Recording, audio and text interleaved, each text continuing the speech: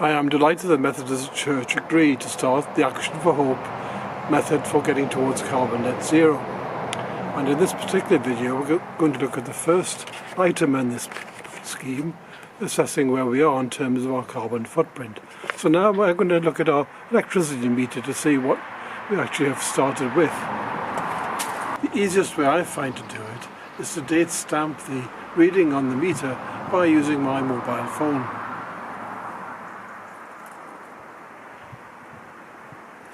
So then I've got this perpetuity to try and keep a record of where we're starting from and where we're going to. So step one in Action for Hope is to assess where you are. And this video is based on our experience at home and also in our church.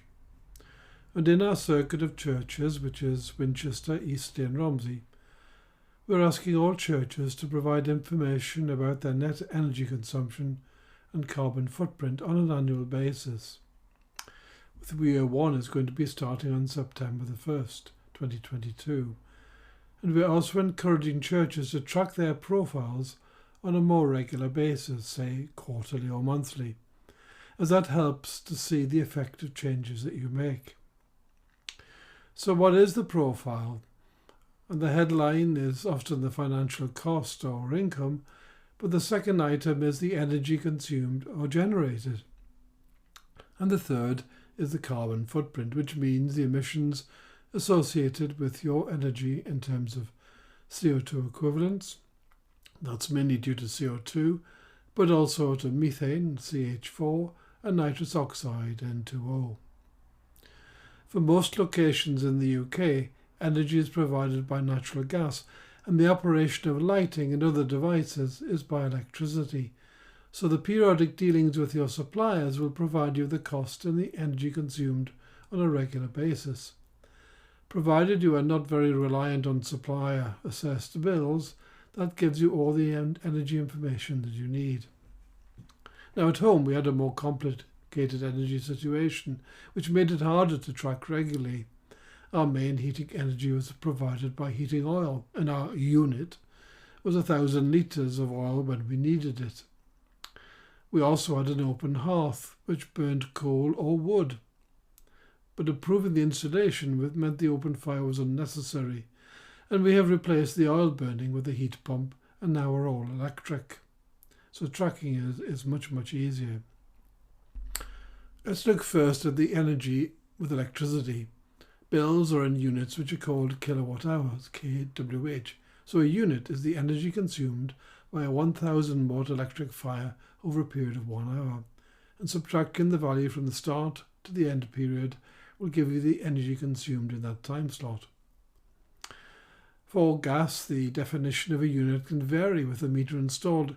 It is helpful to keep common units of all energy sources, and the kilowatt hour is the convenient one. If your gas meter is in kilowatt hours, then that's fine. You can just add electricity and gas together to get your total energy consumption. But some meters are in cubic meters, shown as M3, and some as cubic feet. Taking the calorific value of gas, which can vary by a few percent, a temperature correction, and a conversion factor, the magic number comes out to be 1 cubic meter of gas is 11.4 kilowatt hours. Older meters are scaled in cubic feet, and a reasonable conversion factor is 0.29 kilowatt hours per cubic foot of gas. We should also convert into carbon footprints, that's tons of CO2e. For electricity, this will depend on your supplier and your type of contract. These are not constant and do vary over time. For example, the British gas electricity is now predominantly from renewables, and gas is eliminated. The website electricityinfo.com is very helpful in this regard.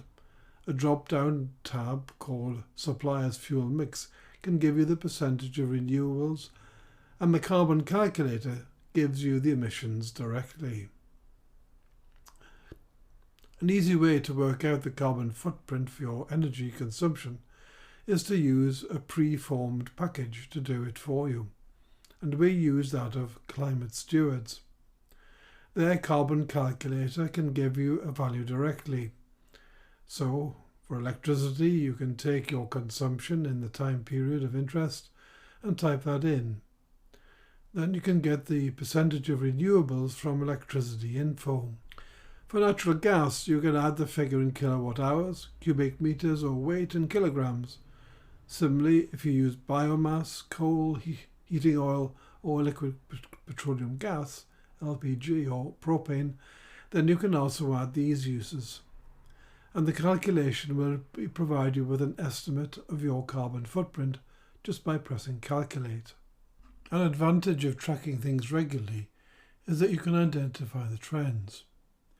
In this plot we follow the energy of daily consumption averaged over a year, month by month.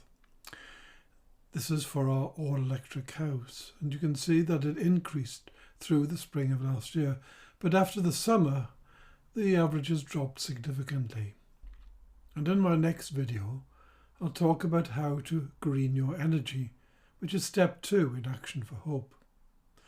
With regard to step 4, Go for Gold, there are videos on this channel already, and the Methodist Church also has one on its YouTube channel.